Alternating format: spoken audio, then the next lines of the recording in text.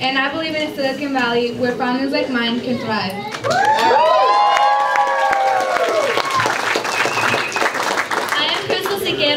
And I believe in a Silicon Valley where workers work hard and play hard and work and can make enough to live.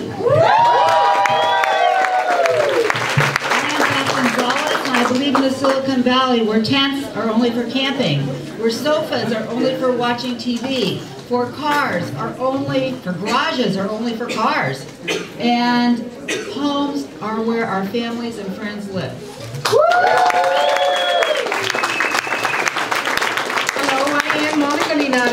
And I believe in a Silicon Valley where I don't dream of getting out of my neighborhood, but that my neighborhood is a place that I can be proud of.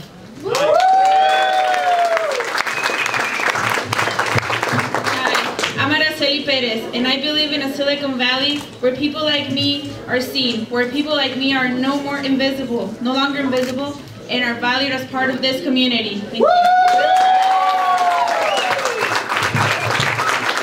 Give these youth activists and other community activists a big round of applause. Good afternoon, everybody. My name is Ben Field. I'm the Executive Officer of the South Bay Labor Council, and it is an honor to welcome you here today, along with my colleague, Executive Director of Luna, and Silicon Valley Rising Coordinating Committee member Chava Bustamante. Give a round of applause. It is fitting that today we are standing together in the very same place where Cesar Chavez grew his leadership under Father Donald McDonald, a liberal activist priest who recruited and became a mentor to Chavez on civil rights and economic issues. Here in this neighborhood, known to many as Sal si puedes, leave if you can, Cesar Chavez began his work, and here we have chosen to begin our work so that families don't have to leave, but can stay and thrive here in this community. Today, we are launching a campaign driven by an unprecedented coalition of labor, faith, and community-based organizations and workers who aspire to a new vision for Silicon Valley, where all workers, their families, and communities are valued. Silicon Valley Rising is about bringing us together to solve our biggest challenges. Working families in Silicon Valley are struggling. That's not news to anyone in this room. The stories of our friends and family who are barely making rent are no longer an exception, but seem to be just the way things are. Those who drive for, serve, and protect the Valley's high-tech giants, which make billions of dollars in profits, those families are barely getting by. In fact, 1 out of 3 families in this community does not make enough to make ends meet. The picture of the Bay Area economy looks like an hourglass. There are high-wage jobs being created at the top, and lots of low-wage jobs being created at the bottom, but hardly anything in the middle. Over 10 years, the projected annual middle-class wage job openings in the Bay Area are just about 31,000 per year. These include new middle-wage jobs created and replacement jobs from retirements and turnover. But there are currently 1.1 million low-wage workers who don't earn enough to make ends meet. How can they move up? How can those 1.1 million low-wage workers and their families improve their standard of living? We get told a lot that poor people just need to get themselves a better education, better skills, and if they did, they could make a good living. Well, certainly education is critical and needs more support, but if that's your only solution, then you're the one who needs a math class. 31,000 middle-class job openings a year is not enough for 1.1 million workers. The fact is, our current economic strategies simply aren't creating enough good quality jobs. And of course, this is happening nationwide, not just here, but Silicon Valley is one of the regions where it's happening most intensely and at the fastest rate. And what's important about that is it's not just an issue needing more economic growth. At this point, the Bay Area is one of the fastest growing economies in the country. But what we're seeing now is that the benefits of growth are not reaching everyone. In fact, most of the benefits are reaching only a very small segment of the population. And we have to be straight with one another. Those workers and those families that aren't making ends meet, the vast majority are people of color. What we're talking about here in Silicon Valley in the high-tech industry is occupational segregation. That's right. We believe these problems cannot be solved without major reform. We're talking about a huge portion of the population who want to work. They are able to work, and they are working. They're just not earning enough to make ends meet. So, what we need is to expand economic opportunities so that more people who work for a living can actually make a living.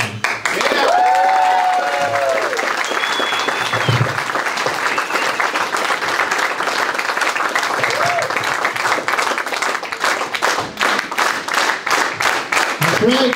Let's hear it for Ben. Thank you, Ben. Good afternoon. How are we doing? How's everyone doing today? Are you happy to be here? Yeah! I am very happy to be here. My name is Chava Bustamante. I'm the Executive Director of Latinos United for New America. Luna, as we're known, we're working with Latinos in the East Side to significantly improve the lives of Latino immigrants in East San Jose. So when I was approached by Maria to join this effort, I definitely said yes, because this effort, this initiative is going to be fighting for the same things that Luna is fighting for. So today, I would like to emphasize with you the importance of this moment for our community. If you can, make a mental note of today, because a few years from now, when we look back, we're going to say, I was part of this historic moment. This is a truly historic moment. And for that, you should be proud to be here today. My job today is to recognize the core group of people and organizations who have worked in putting together this initiative. We have met in public meetings. We had small group meetings. We had one-on-one meetings. And out of those meetings came two things. The outcome was that a commitment to work together to tackle some of the most pressing issues of our times. And Ben already touched on that.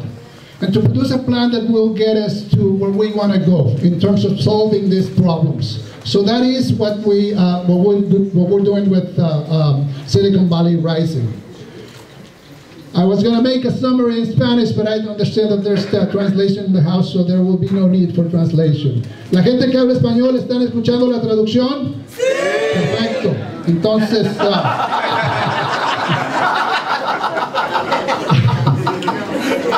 it would actually be kind of difficult to recognize all the people and the organizations who have participated in this effort. So what I'm going to do is I am going to read the names of the organizations, and I want you to give each of these organizations a collective clap. Just one, okay? After I read the name of the organization. All right, are we ready? All right. Yes. So, the Interfaith Council on Economics and Justice. SEIU United Service Workers West. San Jose Silicon Valley NAACP. The International Brotherhood of Teamsters, the Affordable Housing Network, the Asian Americans for Community Involvement, Unite Here Local 19, and Latinos United for New America, Luna, SEIU Local 521, Silicon Valley Debug. That's it. So I'm looking forward to continuing to working together with you so we can accomplish the goals of this association. Thank you very much and welcome. Thank you, Chava. Thank you, Ben. Good afternoon. Good afternoon. My name is Michelle Liu. I'm the CEO of Asian Americans for Community Involvement, ACI.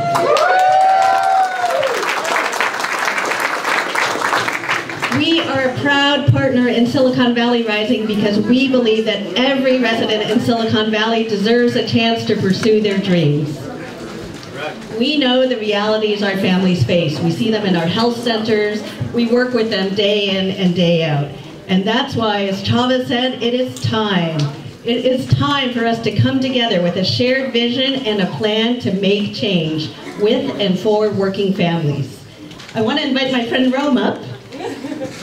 Rome Alois is the International Brotherhood of Teamsters Vice President, and he has been at the forefront of lifting up low-wage workers in the tech economy. Please join me in welcoming Rome.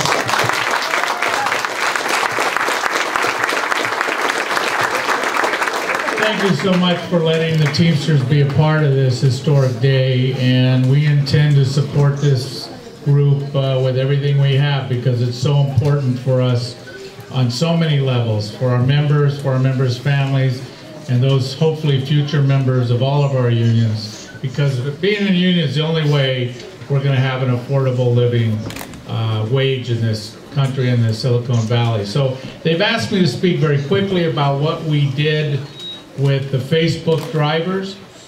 As I think we all know, in the tech industry, the hourly workers and the support workers are all contracted to somebody else. Very few of them are working exactly for any of the tech companies. So of course, the bus drivers who carry these very expensive commodities, it's very ironic. The Teamsters used to do a lot of heavy trucking, and we carry a lot of expensive things in the back of those trucks. So now our bus drivers are carrying some very expensive commodities in their buses, which are engineers and different professionals working for all of these tech companies that make them the billions and billions and billions of dollars that they make. Apple for $770 billion, more than some countries in the world are worth. It's incredible. So these drivers work for a third party who contracts with the tech companies to drive these people, pick them up in San Francisco, where none of us in this room can afford to live. Or maybe if you're living there, you've already been living there for a long time, but you're going to get forced out because of the cost of living in San Francisco. Palo Alto, all the way up to Fairfield, they pick these people up and bring them into the campuses. So these people were averaging $17.93 an hour. That was the average. Many of them making $16.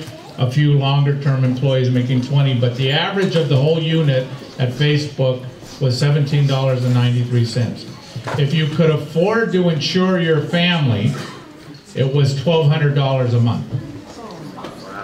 Most days you worked 14 hours and you were away from your house 16 hours a day to be paid for 8. Because there are long splits in this industry. You pick up people in the morning, you drop them off at the campuses, you come back in the afternoon, you sit around because you can't afford to drive home 40 or 50 miles away where you can afford to live, because God knows we can't live anywhere near where we work in this Northern California area. For our members, even our members that make decent money, hardly can afford to live where they work. So they sit around for sometimes 3, 4, as much as 6 hours without getting paid, and then they pick up, go back and do their rounds again and drop them back off in their point of origin. So that's what was going on. We signed up to Facebook. First time we tried, the employer gave them some extra wages, typical tactics of union busters, gave them an increase, which cooled them off for a couple of months. Finally, they figured out that they couldn't make it on that, and they came to us. We signed up about 90% of the unit.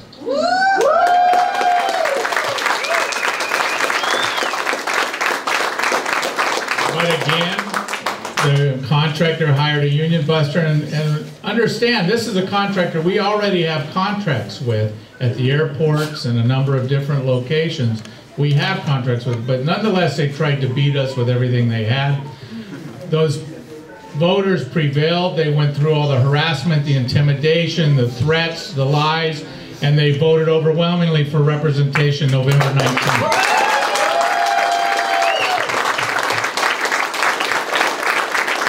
Big watershed in Silicon Valley and in the tech industry, and we got press from Japan, Germany, London Daily News. Everybody was interested in the fact that workers, support workers, those who make it possible for everybody to make these billions of dollars that they make, actually stood up and fought for themselves. On Saturday last, we voted the first contract that I know of that's a significant contract, except for the building trades, of course, that build these palaces, that has been passed and negotiated in the Valley for a supporter group. And I'm proud to say that it was accepted by 100% of the drivers.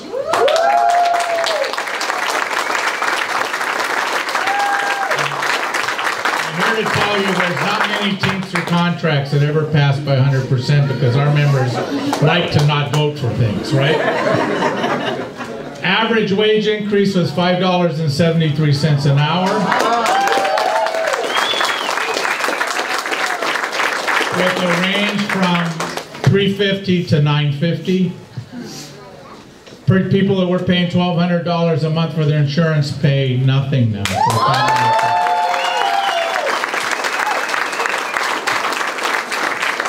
Over the term of a 3-year contract, they will have $10,400 contributed into a pension plan for them. Each. And we corrected the shift splits wherein if you don't want to work a shift, you bid a straight shift and you don't have to. And you get guaranteed pay for that hours, which, by the way, with the new increases, will pay them more in that single guaranteed shift than they were making sitting around 12 and 16 hours before.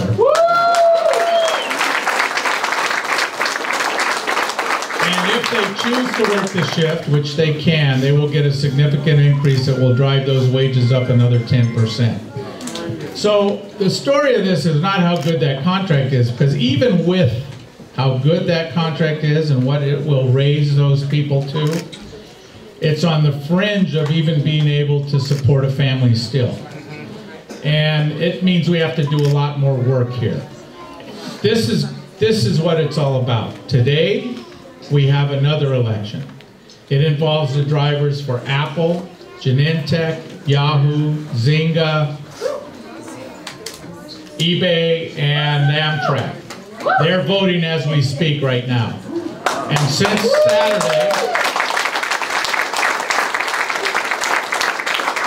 Saturday, every other company in the industry has called us and wants to sign up, without exception. So by next week, we'll have everybody signed up. We won't have everybody under contract, obviously. We still got to win this election today. And this company, Compass Transdev, has really put on a horrendous campaign against these drivers, making it very difficult for them to vote for a union because they think they're going to lose their jobs. They've told them the tech companies are going to get rid of them. Every scare tactic they can think of. But I'm confident that being here today, I've been saying a lot of prayers today, so I feel good about it. And I'm confident that they're gonna know that it makes some sense to do this to improve their livelihood. And these are highly visible people. So for the other workers, the other support workers, the janitors and the guards and the food service employees that are all third-party contracted out, this will give them hope. This will give them inspiration that they can do it too. And I just want to say here today that the Teamsters are going to help them and all the other unions that are going to work with them to do that, to bring to the tech industry and the Silicon Valley at least a wage that the people that help these people make billions of dollars that they can't deal without should get a decent living wage, affordable health care, and something for their future. And frankly, what it means to these companies is about what they spend on ping pong balls for a year. It's not a lot of money in comparison to what they make. So we are with you. And we are going to work with you any way we can to help this come in. And the people here today, the great turnout today in this historic building, I think speaks to the future of this organization. And I want to congratulate you.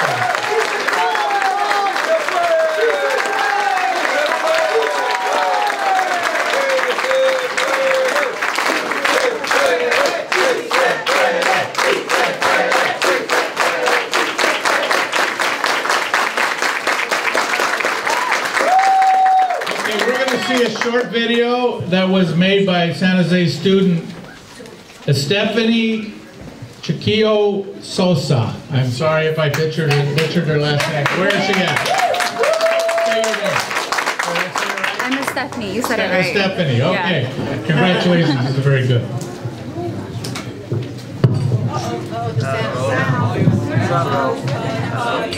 Pause. Cam, fix it.